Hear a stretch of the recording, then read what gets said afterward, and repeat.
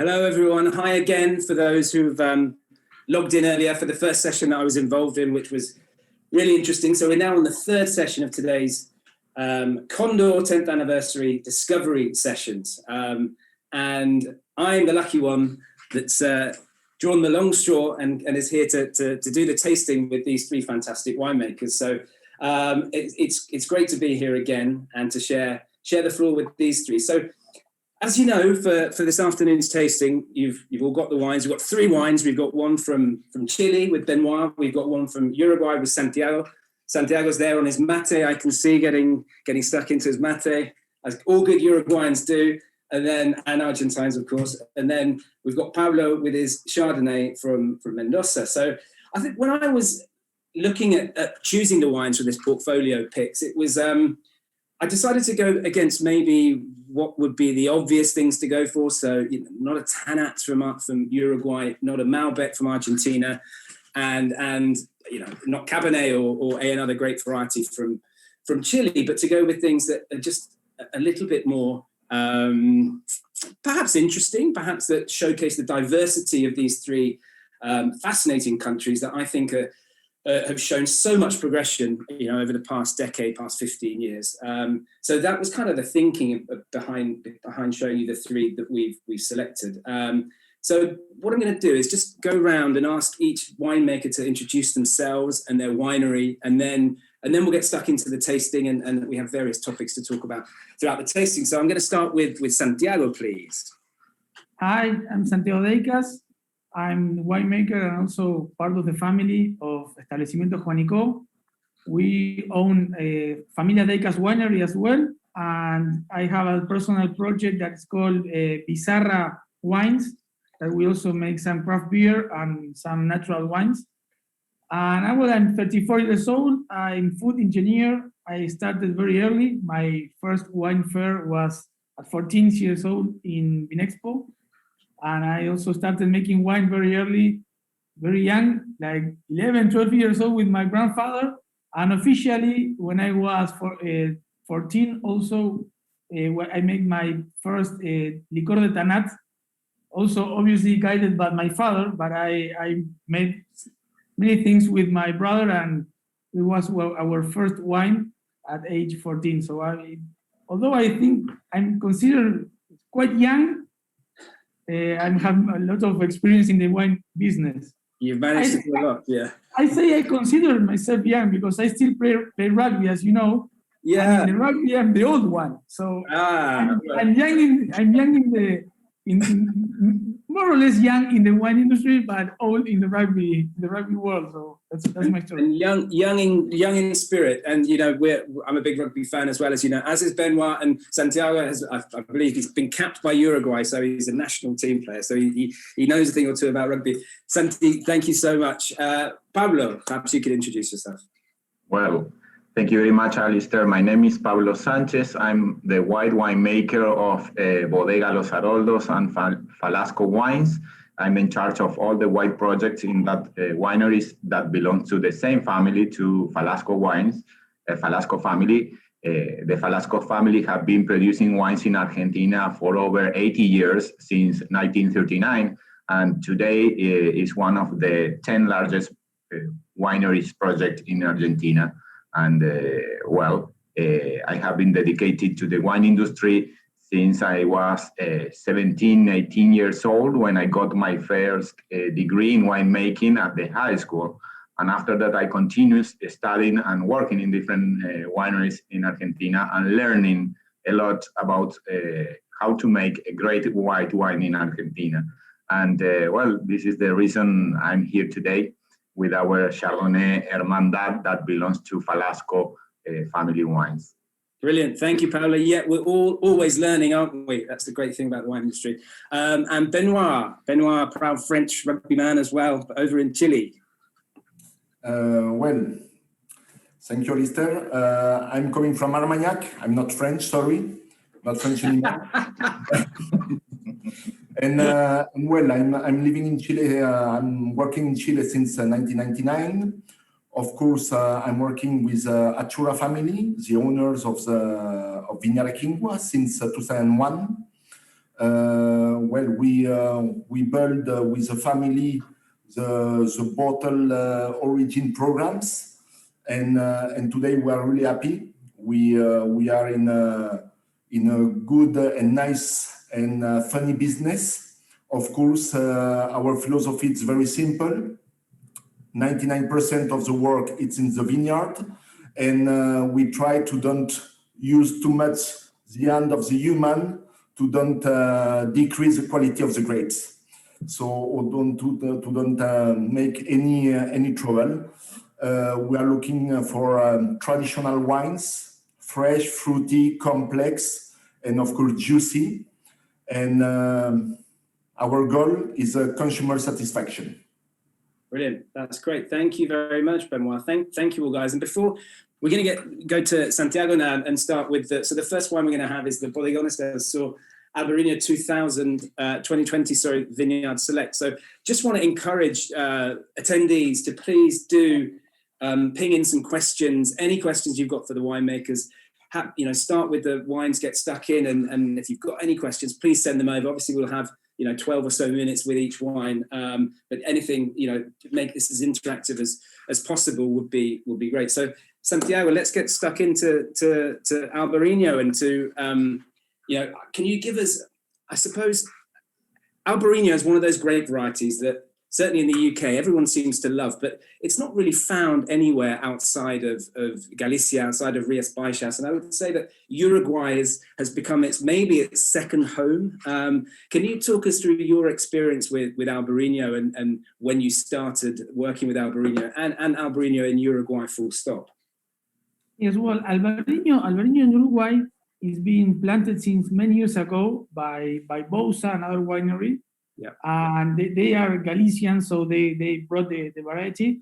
And I think it started to get more traction in the market point of view.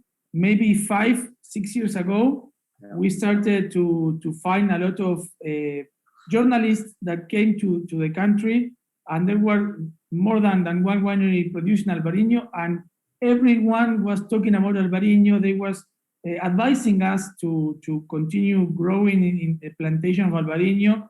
And actually, if you make blend tastings of the best Albarinos in the country with the best Albarinos in Galicia, and also in other parts of the world, because it's not only Galicia, but if you make this, you find really good similarities, and we've been surprised ourselves, because in blind tasting, we've chosen some of the Uruguayan wines over the Galicians that we can get here and we can bring.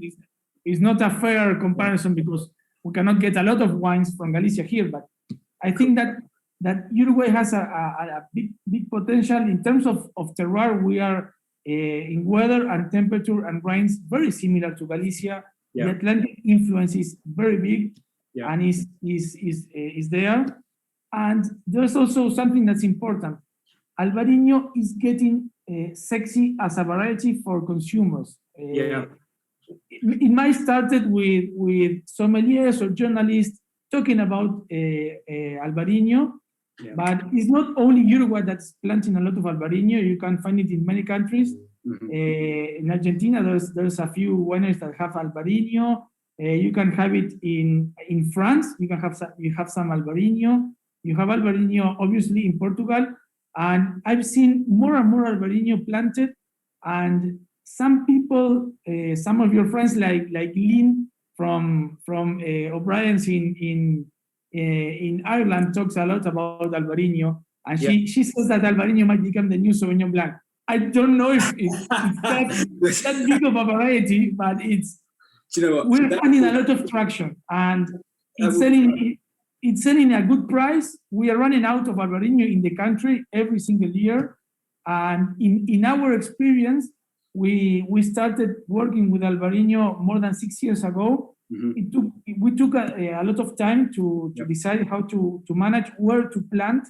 Yeah. And we made some trips to Galicia. Yeah. You know, in this industry, when you decide to make something, you have to travel and you have to spend time in the country drinking wine, knowing people, going to dinner, visiting wineries. It's a very difficult job. It's the best part, isn't it? It's been sad that we haven't been able to do that for a while. So something you mentioned there that the climate is obviously very similar in Uruguay as to Galicia. Temperature as well. How about the soil types? Because I know in Rias Baixas, predominantly the granitic soils, stony granitic soils. Can you talk me through your Albarino vineyard specifically and soil types? And I believe you've got 2 or 3 different plots of Albarino as well. Yes, we planted Albarino in 3 different regions, and 2 of them here come from the eastern side of the country, the more close to the Atlantic Ocean, and also the more granitic soils are present in this wine. We also have another vineyard that is in the Juanico region, in the more traditional southern part, that has clay and limestone. But last year was not ready. The vineyard, very small production. This year we started producing. Okay. But the one we are tasting now comes from 100% granitic soils in the Maldonado region. Okay. One vineyard is our own vineyard in Garzón. Yep. It's very well known right now as a vineyard from Uruguay, and also another vineyard that we buy grapes from Cerro del Toro vineyard in Piriápolis. So okay. It's very, very close to the ocean vineyards. The influence from the ocean is quite big. It keeps temperature down. It keeps humidity constant. That keeps freshness. Yeah. And Albarino is very smart for our viticulture because we harvest very early. Okay. There's no risk of any kind of botrytis, and the humidity is very good for the Albarino. So it's really a good match for our kind of weather.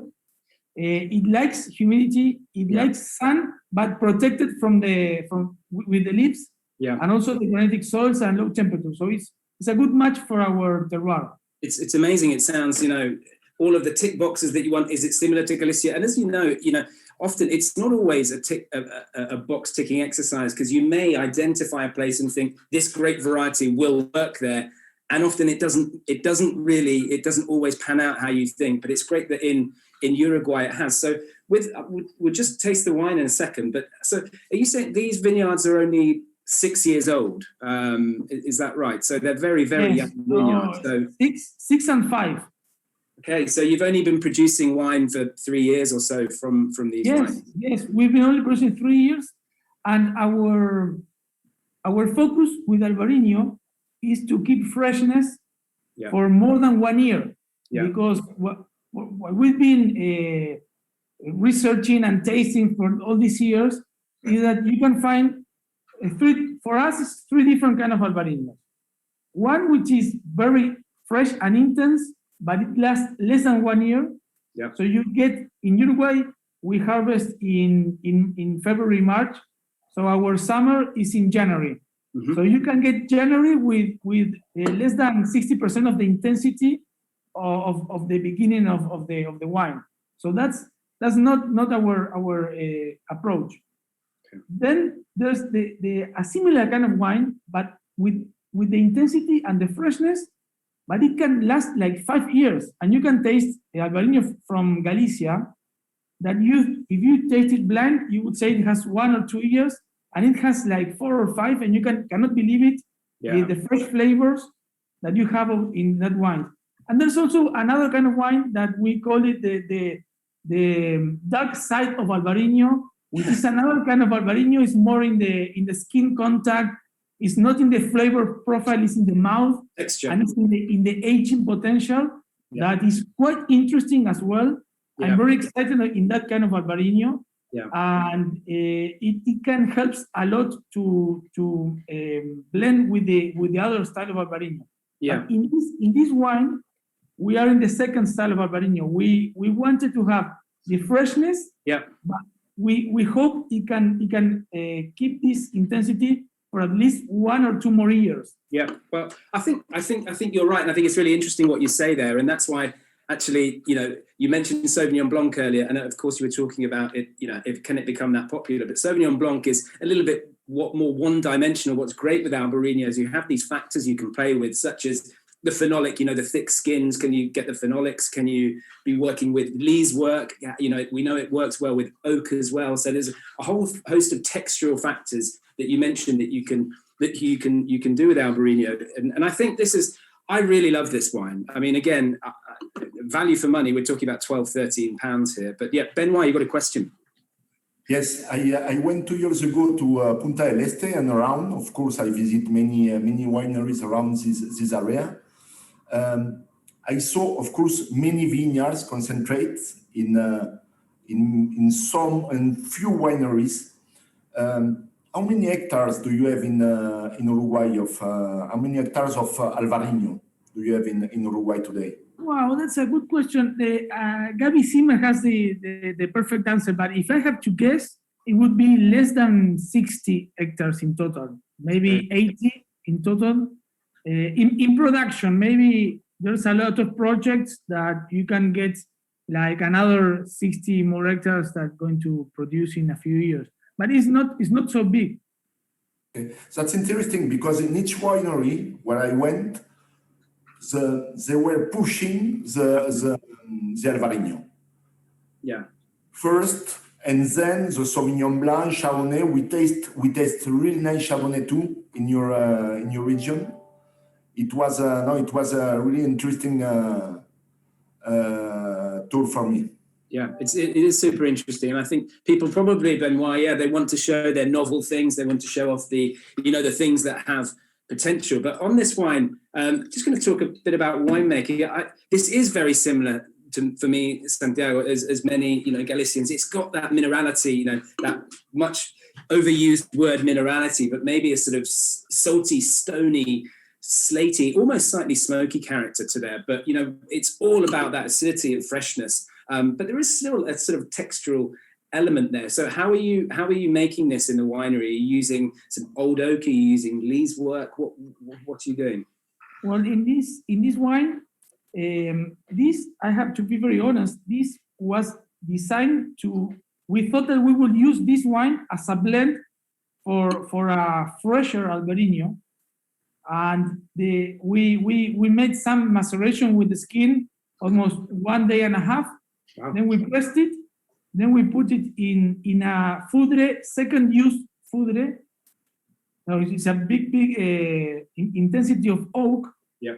And we were expected to have very intense approach of the oak.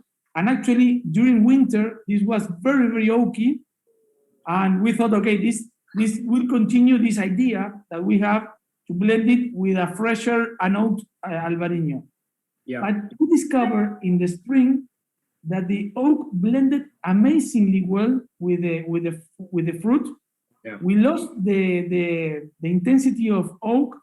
Like the oak was blended. Obviously you can feel oak, but it's very well integrated. Very well. Yeah. And the fruit exploded. And we were so amazed that we decided to bottle 100% this foudre. Yeah. We didn't blend it with anything. Actually, it was not we didn't have Albarino Bodegona del Sur. We did it for Carla and Lee in Vinos Latinos and Condor. Yeah. We said we phoned Carla. I think we have something amazing. Mm-hmm. And then my brother is here. He runs a distributor in Uruguay, and he asked me for a few bottles, and it's been a huge success in the few bottles that we have. It's only one foudre of 2,000 liters. That's the whole production of this wine. And again, I don't always want to talk about price because I don't think it's the most important thing, but this is very, very good value for money. We've had a couple of questions actually, Santiago. So I don't think we've got time for all of them, but one of them is from Phil, is where do you get your vine material for your Albarino? Did you source it from Bausa? Did you source it directly from Galicia? There's a breweries here in Uruguay that source it from Galicia, but now he can give us very good material for us to plant. But it depends. If he has, we can buy it from him. If not, we've also imported from Galicia. Okay. Because it's very limited production of plants, of grapes, it's like everyone wants to plant, and then we don't have enough vines. And how many more hectares have you planted? So, recently, how many younger vines have you got? We have almost 4 in Juanico, and we have almost 6 in the east side of the country, Maldonado. Okay. So you've got a decent amount, and well, I mean, I think it certainly needs to be seen by more people. We've had one more. We've got time for one more question. So from Thomas. So I think one was what makes Albarino work so well in Uruguay, but I think we've looked at that. The other one was, does the panel feel that drinkers in South America are more open to trying non-conventional varieties? Pablo, I'm going to ask you that one. Are drinkers in South America more open now? Well, in white wines, here in Argentina, we have a huge problem because Argentina is a red country, and the consumption in the country is about 80% of red wines, and the rest is white wines. And I have been dedicated the last 20 years in order to produce white wines. I've joined the project of the Falasco family in 2015, and we start to develop with Franco Falasco, which is the leader of this project, Hermandad, a Chardonnay of high level quality. And we start to look a better place to get a wonderful grapes. And we choose Vistaflores in that moment. I don't know which is the wine that you have now to taste, but that place located in Uco Valley in Tunuyán County is amazing. It's 1,100 meters elevated.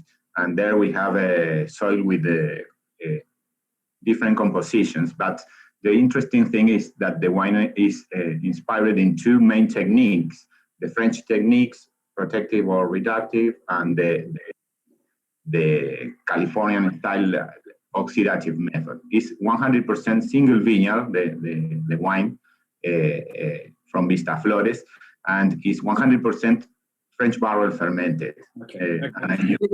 Pablo, we're going on a little bit quickly with we're going to come to that in a second. I was just wondering, the question that we had was, do you think that drinkers in South America are open to trying new varieties? Of course, mainly the younger wine drinkers. The young wine drinkers, young people, is more open to drink new varieties. Even here in Argentina, we see the young people is starting to drink another varieties like Viognier, like Chenin Blanc. We don't have too much Albarino here. We will not be a competition for you, Santiago. You have to be calm with that. But who has planted Albarino? Does Trapiche have some down in? Exactly. Costa y Pampa in Mar del Plata is in the Atlantic coast, and there is some small wineries here and project that has some Albarinos, like Zucardi is one of them, and other vineyards too, but not too much. Here in Argentina, the queen is still the Pedro Jimenez, and after that, the Torrontés. And in our case, the Chardonnay is the 3rd place. That's great. Pablo, thank you. So, Santiago, we're going to move on now to the next wine, but hopefully you'll stay on. But we had a couple of comments as well we had one from Phil saying how lovely the wine was, how much you like the wine. So I think it's going down very well. So we're going to go, Pablo. Now we can talk. Now we can go into depth about the Chardonnay. No, it's no problem. So just as an introduction to this wine, so for everyone now, we're on the Hermandad Chardonnay, which we just learned a little bit about. I spoke to you before we went on air, and I lived in Mendoza from 2004, 2005, 2006, around there. I was in Chile as well for a few years, and there was no doubt about it, and you've said the same there, that Argentina was red wine country. It really was red wine country, and without wanting to be too too downbeat, that generally the quality of white wines in Argentina was way below the level of red wines, for various reasons, I think. But I now am so impressed, continually impressed by the evolution of Chardonnay specifically in Mendoza. And this wine sort of sums that up. What can you talk me through the evolution of Chardonnay, and having you the white wine expert, what has been the difference? What has changed? And then a little bit about this wine. Okay, perfect. Well, really in the history of the Argentina, Chardonnay was never relevant, but in the last 20 years, different winemakers start to study more deeply the different terroirs located in Argentina, different clones, what kind of clones we can use in each vineyard, depends on the soil composition and the temperature, elevation, etc., etc. And different cooperage and different styles of the wines. And I was always a big fan of the white wines in Argentina, and I always believe Argentina has the full potential to produce high quality white wines in general, not only Chardonnay. And some great winemakers as Pepe Calante, I had the opportunity to work with him, teachers like Mariano Di Paola in La Rural, or Angel Mendoza, great winemakers of the 20th century and the beginning of the 21st century, start to produce high quality shards. And we discovered finally that we have the potential of do that. And in fact, today we have some shards scored 100 points, and that is wonderfully for Argentina. And in fact, the Hermandad that you are drinking in this moment is 95 points, and we have other scores, 93, 92, but we have consistency now in the quality of the white wines. Many years ago, doesn't happen. It's like to be in a I don't know how do you say, a montaña rusa, in how do you say that? It's a roller coaster.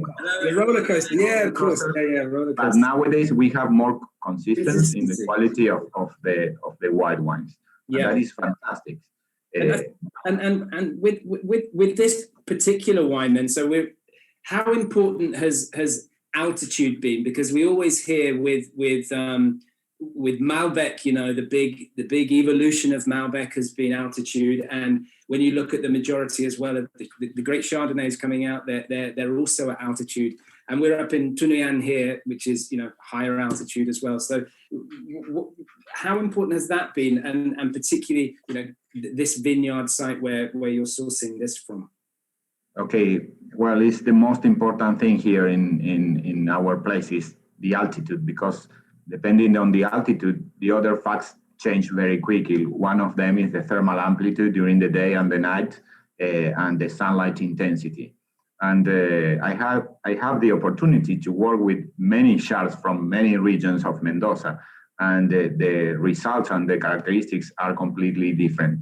When you go up to the foothill of the Andes, you keep more freshness, more natural acidity, and sometimes more minerality, a different expression if you compare with the shards that come from the bottom of the valleys.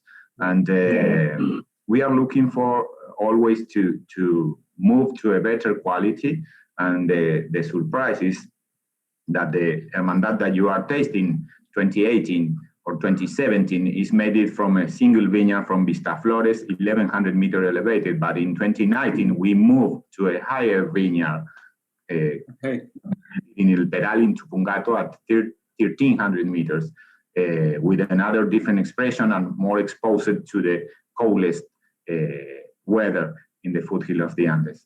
Okay. But I'm on the 2018 here, so this is Tunuyán, isn't it? It's Tunuyán Vistaflores. It's the same I'm tasting now. This is what I really love about this wine, to have a quick taste, is I love that it's a real mixture for me of dare I say it, new world and old world. It's got a lovely, almost not tropical, but something pineapple-y in there. There's some peach character, which hints towards the, possibly Californian style, but it's subdued. It's not overly overt. But what I really like about this wine is the oak usage. I think it's perfectly judged. It's there, it frames the wine, it adds the oak characteristics, but you've still got that lovely fresh acidity through the wine. I think it's this really, I love a bit of oak with my Chardonnay. I think it's, it's a wonderful thing. We all know how well it works. And I think this is just really perfectly judged. Oh, Santiago's got something he wants to say. Yeah. Yes, Pablo, I want to ask you, what's your approach towards the herbal profile of Chardonnay? Because I've seen in the latest Chardonnays from Argentina and some of them from Chile that they are more open to explore the herbal flavors, not just fruit, the herbals. And in my personal opinion, if I would taste 10 years ago a Chardonnay, a very expensive Chardonnay with herbal flavors, it would 10 years ago it would be I would be a little bit disappointed. Nowadays, I'm really excited about this herbal approach, but I don't know what's your idea of this different. I think it's a different kind of Chardonnay that we are seeing in these regions. Yeah, well, I like different expression of the shards, but here, in order to get more herbal, as you call, I will call freshness. You need to make a better canopy management in the vineyard. You need to cover more the clusters with the leaves in order to protect against the sunlight intensity. If you want to get a Californian style, you will expose the clusters to the sunlight intensity. You will get the golden clusters, and you will get a heavy, finally a heavy shard. But if you do the contrary, you completely cover the canopy, the clusters with the canopy, you will get more greenness. And if you are in the proper soil composition, some characteristics in the palate, some minerality. But I had the opportunity to visit different countries and different wineries and work in California and in France, and also work with some consultants from Europe, from Merceau, from France. And that was amazing because I had the opportunity to teach him how we used to work with the shards in Argentina. 15 years ago, the shards in Argentina were Californian style with a lot of everything, a lot of wood, oak, 100% new oak, heavy, a lot of alcohol, full malolactic. And little by little, the style was changing. And that winemaker, who was Jean-Jacques Rouleau from Merceau, from France, he teach me everything about Burgundy style, how you can get the primary flavors and the expression of the Chardonnay. And through many years, I have been looking for some cooperas that respect a lot the fruity expression of the Chardonnay and not invade the Chard with oaky flavors. And that is a wonderful job to do. And I have been working 20 years with Chards and different cooperas and tasting and trying and different clones and 95, 94, 96, clone Mountain, clone Winty, Selección Mendoza, 74, 75, 76, 77. And when you do that, you can select perfectly what do you want to create or create a better wine. But this is particularly having wonderful comments from different critics because it's a wine that invites you to drink another glass, and that is important for everybody, I totally agree with you there. And I think for me, it's always acidity, or if it's not an acidity, an impression of acidity, impression of minerality, this word that we use probably too much, and it's so important for drinkability. And I think that for me, when I look back at how Chardonnay was in Argentina several years ago, as you said, very overworked, very heavy, very oaky, very old Californian style. it's changed so dramatically with that emphasis on drinkability and on freshness. And I think it's been great. And this is a wonderful example. But I love your use of oak in there, Pablo. It's brilliant. I'm aware we've only got 10 minutes left. I don't know how time has gone so quickly. It's so we should probably move on to Benoit so we can have a look at the Carignan. But Pablo, thank you very much indeed for that. That was You're welcome. lovely wine. Benoit. Yes, Alistair. So we're over now. I'm going to pour this. So with our only red wine of the tasting. So we didn't go for Carmenere, we didn't go for Cabernet, we didn't go for one of the more run-of-the-mill wines from Chile. We've gone for Carignan, and this is actually one of my favourite wines that you make. I adore it. So tell me about your experience with Carignan and Carignan in Chile. Okay. Well, first I need to go soon to Uruguay and Mendoza to try those wines, those white wines. You're very welcome. Well, Carignan. Sorry, yes. Okay. So Carignan, Carignana, Masuelo. This is this famous variety, this famous Spanish variety. Of course, today, where we can find this variety, mostly in the south of France. High yield potential when it's planted in vigorous soils, but good quality, good concentration when we are in restrictive conditions. That means dry farming, poor soils, and it's what we have here with this wine. So Carignan arrives in Chile during the 20th century, around the 30s, by a group of Chilean people asked for Carignan plants from France. And but the real expansion of the Carignan in Chile, it's after the earthquake of the 39, and especially in the Caucasus region. So it's where began the Carignan in Chile. And it was mainly, there was a lot to do, wasn't there, with they wanted a grape variety to give colour to the very pale pais. So it was quite a lot about colour and productivity as well, wasn't it? 20 years ago, the Carignan was blended with well, look, it was called this blend Bordeaux blends. Yeah. And 20 years ago, the Bordeaux blends, it was very famous. It was coming from everywhere from Chile. It was a blend of basically Pais, Alicante Boucher, Semillon, of course Senso, of course Carignan. It was a blend from different varieties. And Carignan, of course, it was a good blender because when it was coming from dry farming, it was giving to the blend nice acidity, good acidity, because the Pais omission is lack of acidity, and of course color. But the Carignan, it's a versatile variety because you can produce fruity, light wines, and also you can produce robust and concentrate wines. So it's very versatile variety.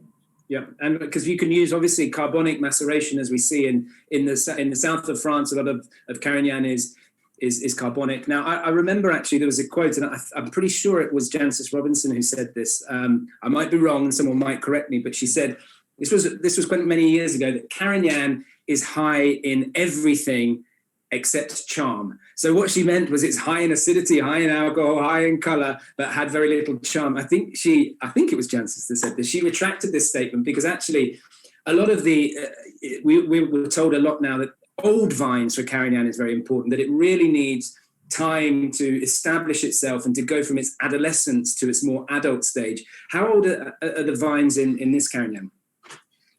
Look, what you said, it's very important. I think we learn about how to manage the Carignan. Of course, the first things, it's grapes coming from old vines. That's very, very important. Another thing, dry farming. That's also very, very important. And of course, it's not too charming as variety because of the tannins. We have rustic tannins in this variety. So as winemaker, you need to understand you can't extract too much with this variety. You can smoothly extract the tannins. We have high natural acidity. That's the perfect grapes to produce juicy wines. Absolutely. So it's for me, it's one of the best variety in Chile. Because of course we are generally lack of acidity with the majority of the varieties in the Central Valley, but not with this one. Of course, with Syrah we have more or less the same profile, but with a little bit less acidity. I agree with you. I think this Carignan is coming from Melosal. Melosal is a secano costero, the dry area of Maule Valley, close to the coast. When we are talking about close to the coast, we are at 60 kilometers far from the coast. Alluvial soils. We are not in the foothills. No, we are in the plain. Alluvial soils, but old vines. Old vines, 45 years old. 45 years old, which is not too old. No, not too old for Chile, but still pretty old. And I would echo what you say there. I think that the Carignan and the whole Vino movement that I'm sure some people know about has been important for establishing Carignan or re-establishing Carignan in Chile. And as well, Sanso as well is another great variety that we know does very well in the south of France. But I'm aware we haven't got much time. We've got 3 or 4 minutes left. But talking about this particular wine, Benoit, it's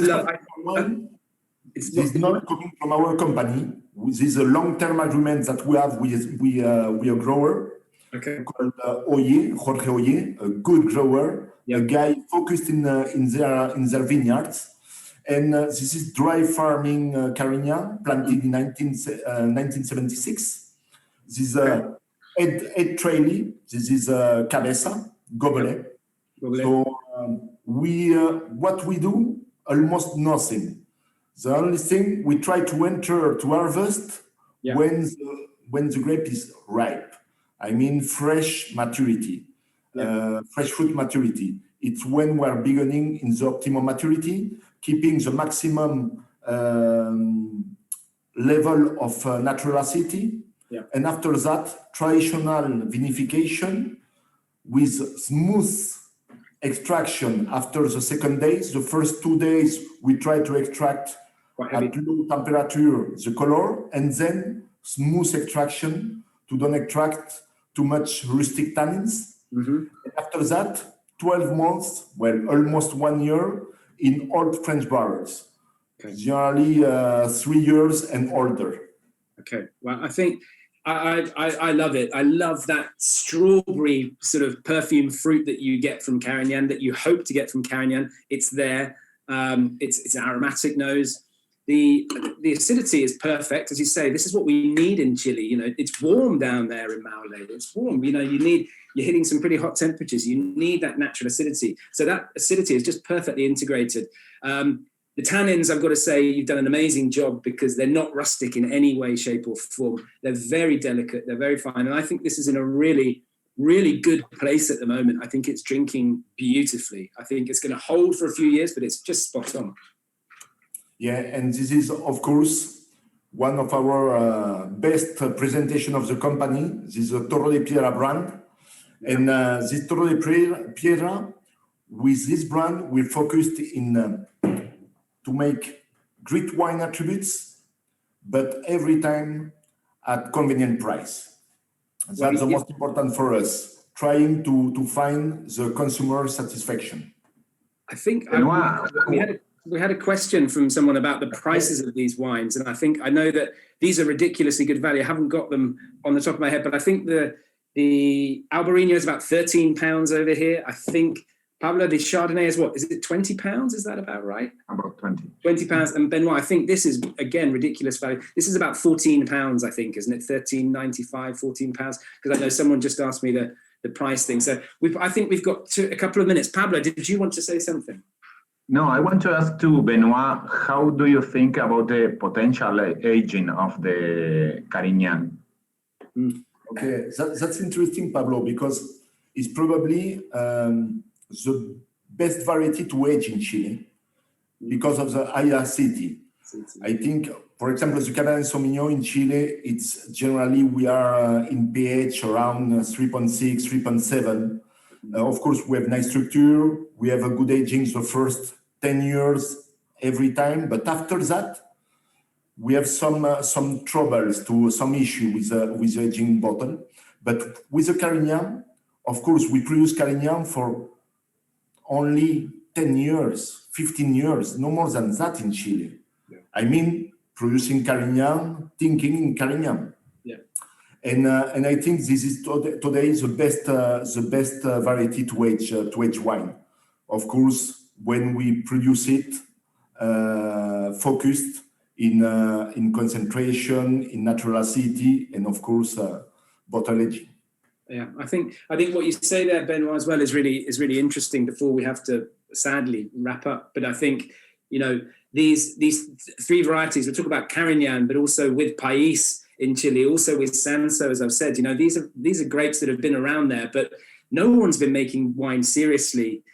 From these grapes for ages. I remember I was talking to Fernando Almeida, and he said to me, from Torres, and he said to me, look, País is the oldest variety we have in Chile, yet it's the grape variety that we know the least about, which sounds crazy, but it just means that all the old País was for Tetra Pak wines. It was rustic. There was no logic or no thought going into the longevity of these wines. And it's great to see with this wine, with this Carignan, and with other Sansos and País, that these grape varieties, these old established grape varieties, have so much potential.